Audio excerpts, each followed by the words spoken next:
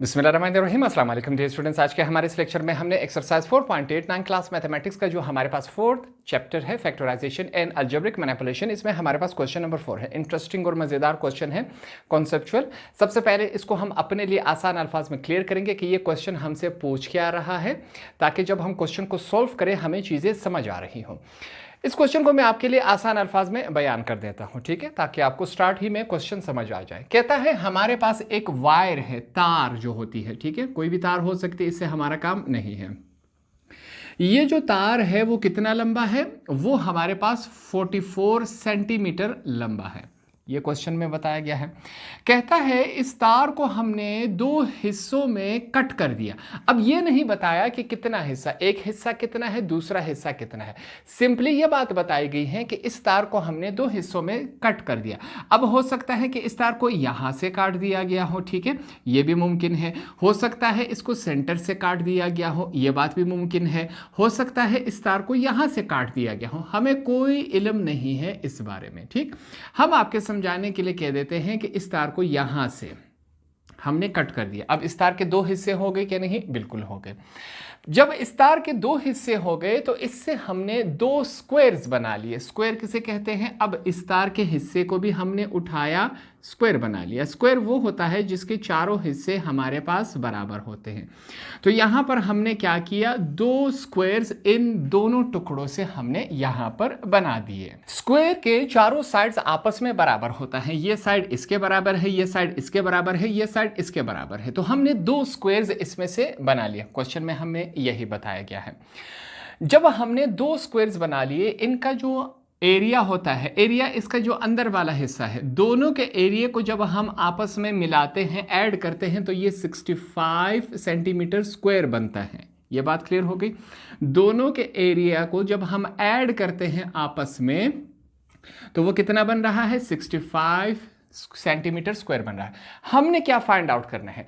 हमने ये बात फाइंड आउट करके देनी है। क्वेश्चन के एंड में लिखा गया है find the parameter of each square. Parameter किसे कहते हैं? इस लफ्ज को मैं आपके लिए आसान कर देता हूं कि कितना वायर लगा है एक स्क्वायर को बनाने के लिए और कितना वायर लगा है दूसरे स्क्वायर को बनाने के लिए। सिंपल सी बात है, ये हमने पैरामीटर को हमने अपने लिए आसान कर लिया। क्या बात है? क्या पूछ रहा है क्वेश्चन में कि कितना वायर लगा है एक स्क्वायर बनाने के लिए और कितना वायर लगा है दूसरा स्क्वायर बनाने के लिए। ये सिंपली हमने बता देना है। फिर से इस क्वेश्चन को जल्दी से रिवाइज कर लेते हैं। हमारे पास एक वायर दिया गया था जो कि 44 सेंटीमीटर था हमारे पास। इस वायर को बीच में से हमने कट कर दिया। कहां कट किया ये हमें नहीं मालूम, ठीक। इसको जैसे ही हमने बीच में से कट किया तो दो हिस्से हो गए। दोनों हिस्से से हम एक हिस्से से हमने स्क्वायर बना लिया, दूसरे हिस्से से भी हमने स्क्वायर बना लिया, तो दो स्क्वायर बन गए हमारे पास। अब हमने इस क्वेश्चन में यह बताना है कि पहले स्क्वायर को बनाने के लिए कितना तार इस्तेमाल हुआ है और दूसरे स्क्वायर को बनाने के लिए कितना तार हमारे पास इस्तेमाल हुआ है। यह सिंपल सा हमारे पास सवाल पूछा गया है। तो अब हम क्या करेंगे? सबसे पहले तमाम डेटा को यहां पर सबसे पहले लिख लेंगे ताकि इसको सॉल्व करना हमारे लिए आसान रहे। तो यहां पर सबसे पहले हम लिख लेते हैं पेरीमीटर ऑफ फर्स्ट स्क्वायर। यह हमने लिखा। क्या हमें पैरामीटर उसका मालूम है? नहीं मालूम, तो इस वजह से हमने क्या लिखा? x हमने यहां पर लिखा। मैथमेटिक्स में जो वैल्यू हमें नहीं मालूम होती उसकी जगह हम क्या लिख लेते हैं? x लिख लेते हैं, क्योंकि इसी के पहले स्क्वायर के पैरामीटर को तो ही हमने फाइंड आउट करना है, वो हमें नहीं मालूम, तो हमने इसकी जगह क्या लिख लिया? x लिख लिया। और पैरामीटर किस में होना चाहिए? सेंटीमीटर में, तो हमने यहां पर सेंटीमीटर लिख लिया। सेम इसी तरह हमारे पास अब हम लिखेंगे पैरामीटर ऑफ सेकंड। जो हमारे पास सेकंड स्क्वायर है, दूसरा जो स्क्वायर हमने बनाया था उसका हमारे पास पैरामीटर क्या है? टोटल हमारे पास वायर कितना था? 44 था। 44 में से अगर एक माइनस कर ले तो दूसरा हमें आ जाता है वाज़ेह तौर पे, तो दूसरे को हमने 44 माइनस एक्स लिया। 44 कहाँ से आया? टोटल वायर कितना था? 44 था। अगर 44 में से एक निकाल ले तो बकाया हमें मिल जाएगा कि नहीं? इस वजह से माइनस एक्स हमने किया। एक्स क्या है? वही जो हमने उसमें से निकाला है और वो हमें मालूम नहीं है, इस वजह से ये हमने लिख लिया, ठीक है। हमने फाइंड क्या करना है? यहां पर हम लिख लेते हैं। क्वेश्चन में हमसे पूछा क्या गया था? Find the perimeter of each square, हमने हर स्क्वायर का पैरामीटर बताना है, पैरामीटर के कितना वायर उस स्क्वायर को बनाने के लिए इस्तेमाल हुआ है। अब यहां पर देखें, जो पहला हमारे पास है, पहला स्क्वायर का हम लिखेंगे पैरामीटर, ये हमने लिख लिया, ठीक है। पैरामीटर इज इक्वल टू 4, हमारे पास 4 कहां से आया है? जो स्क्वायर था, स्क्वायर के कितने साइड्स होते हैं? 4 साइड्स होते हैं क्या नहीं? बिल्कुल होते हैं, हमने स्क्वायर बनाया था क्या नहीं? स्क्वायर के कितने साइड्स होते हैं? हमारे पास 4 साइड होते हैं, इस वजह से हमने 4 लिखा, 4 मल्टीप्लाई बाय साइड्स। ये बात क्लियर हो गई। अब इसको चेक करें, आगे समझिए इस बात को। पैरामीटर क्या हमें मालूम है? नहीं मालूम। जहां जो वैल्यू मैथमेटिक्स में हमें मालूम नहीं होती उसकी जगह हम क्या लिख लेते हैं? x is equal to 4 multiply by side. ये बात आपको समझ आ रही है?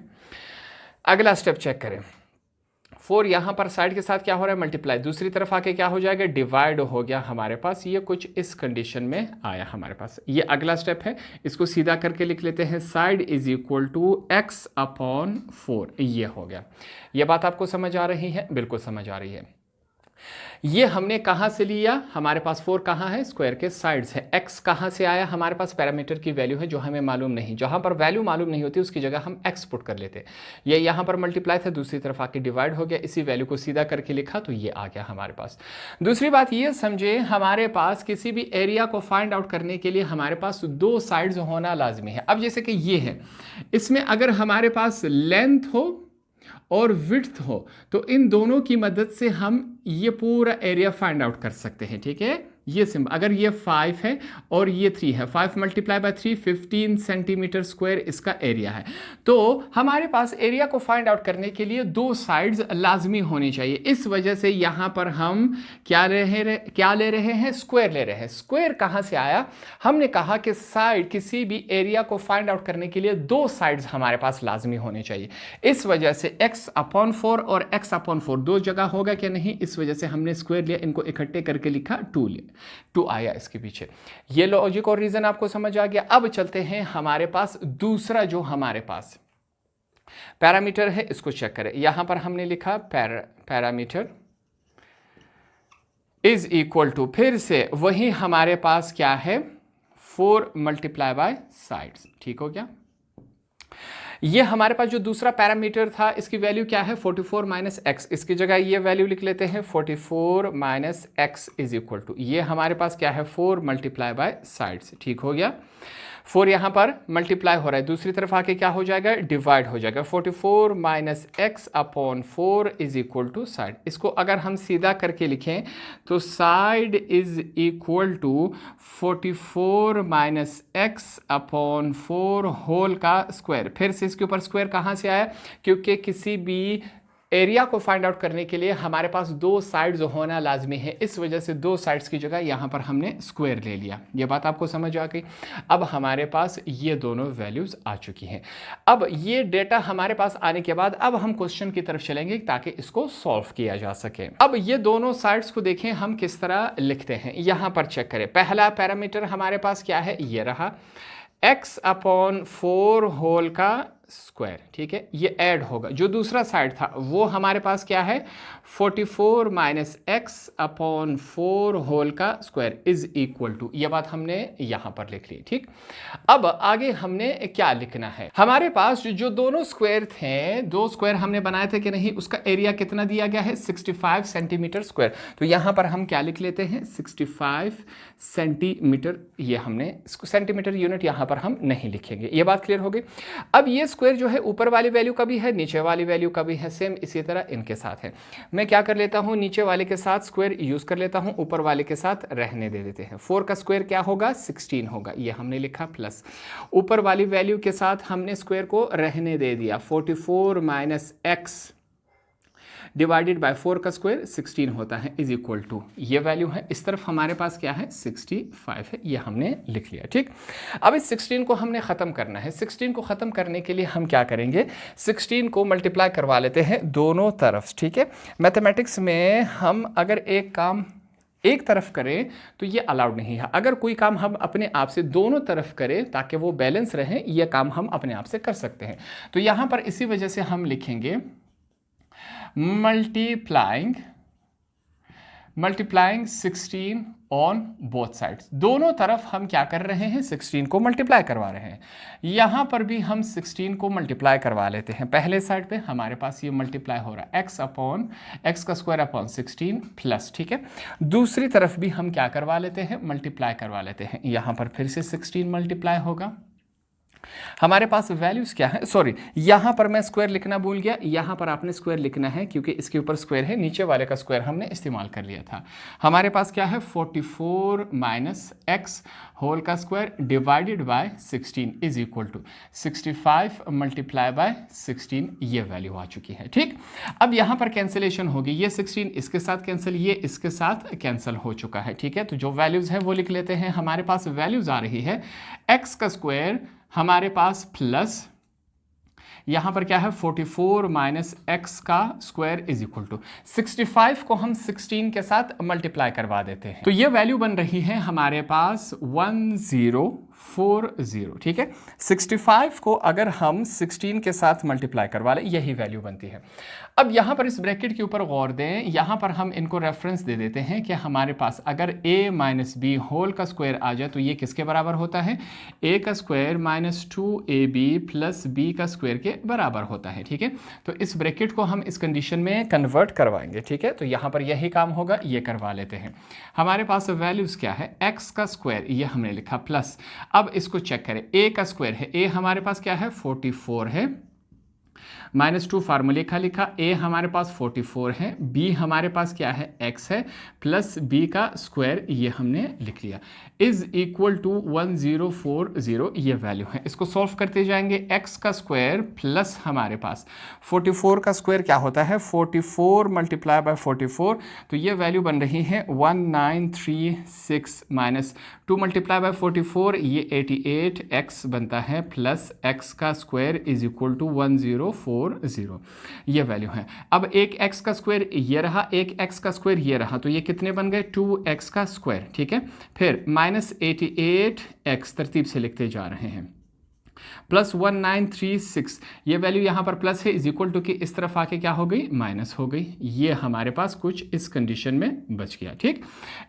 इस वैल्यू में से ये निकाल लेते हैं, हमारे पास क्या है 2x का स्क्वायर माइनस 88x प्लस हमारे पास वैल्यू क्या है 1936 में से अगर हम माइनस करवा ले 1040, तो ये वैल्यू हमारे पास क्या बच जाती है 896, ये वैल्यू हमारे पास रह गई।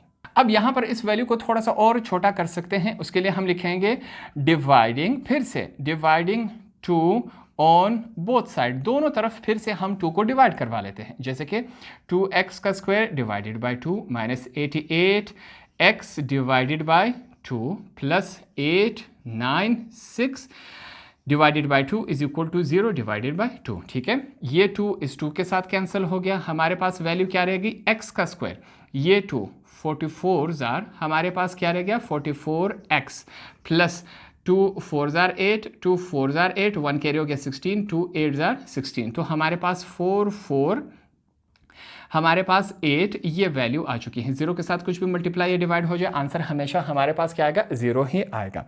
अब ये क्वेश्चन हमारे पास यहाँ तक आ चुका है। वैल्यू के क्वेश्चन के पैटर्न को चेक करें, x का स्क्वायर सिंपल x बिना x के, ऐसी कंडीशन में हम पहले और लास्ट वैल्यू को आपस में ऐड कर लेंगे, तो ये हमारे पास क्या बन जाएगा 4488x का स्क्वायर। अब यहाँ पर हमने इसकी जगह ऐसे दो वैल्यूज लिखनी है जिनको प्लस माइनस करने से यही वैल्यू बने और इन दोनों वैल्यूज को मल्टीप्लाई करने से ये वैल्यू हमारे पास बने। तो वो वैल्यू हमारे पास क्या है, यहाँ पर x का square minus 28x minus 16x plus 448 is equal to 0, ये वो वैल्यू है। माइनस माइनस क्या हो जाता है प्लस हो जाता है, मगर साइन माइनस का लगता है। 28 और 16 44 होते हैं। पहला टारगेट कंप्लीट। 28 को अगर 16 के साथ मल्टीप्लाई करवा ले तो 448 ही बनता है हमारे पास, ठीक है। तो दोनों टारगेट्स हमारे पास कंप्लीट। अब हमने कॉमन चूज करना है, इन दोनों में हमारे पास कॉमन और इन दोनों में कॉमन। यहां पर कॉमन क्या है x बाहर, 2x थे, एक बाहर, पीछे एक रह गया, यहां पर 28 ठीक हो गया।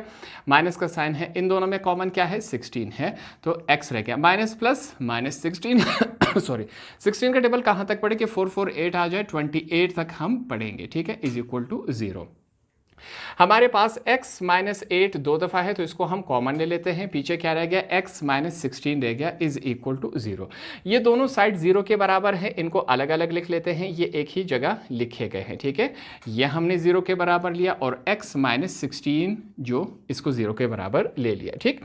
ये यहाँ पर माइनस है, दूसरी तरफ जाके क्या हो जाएगा, प्लस हो जाएगा, ठीक है। और x इज इक्वल टू, ये यहाँ पर माइनस है, दूसरी तरफ जाके क्या हो जाएगा, प्लस हो जाएगा। हमारे पास हमसे कहा गया था कि एक वायर है, इसको हमने दो हिस्सों में तकसीम कर दिया, उन दोनों वायरों से हमने क्या किया, स्क्वायर बना लिए, ठीक है। यहां पर हमने एक स्क्वायर बना लिया और दूसरा स्क्वायर हमने बना लिया, ठीक है। पूछा ये गया था कि एक स्क्वायर कितने हमारे पास तार से बनाया गया है और दूसरा कितना हमारे पास वायर इसके ऊपर यूज़ हुआ है। तो यहाँ पर हमने बता दिया कि एक को हमारे पास 28 सेंटीमीटर वायर इस्तेमाल हुआ है स्क्वायर को बनाने में, और दूसरे को हमारे पास 16 सेंटीमीटर वायर इस्तेमाल हुआ स्क्वायर को बनाने में। इन दोनों को वापस जब ऐड करेंगे तो 44 सेंटीमीटर, ओरिजिनल वायर 44 सेंटीमीटर था कि नहीं, तो बिल्कुल हमने यहाँ पर करेक्ट चूज कर दिया। तो हमारे पास x is equal to 28 centimetre इसके साथ लाजमी लिखना है और x is equal to 16 centimetre. ये यूनिट नहीं लिखेंगे तो इसका अपना नंबर काटा जाएगा, तो ये एंड में लाजमी लिखना है। तो ये सिंपल और आसान सा क्वेश्चन था, इसको हमने सीखा और समझा, आसान अल्फाज में इसको सॉल्व किया। होप आपको ये क्वेश्चन भी आसानी से समझ आ गया होगा।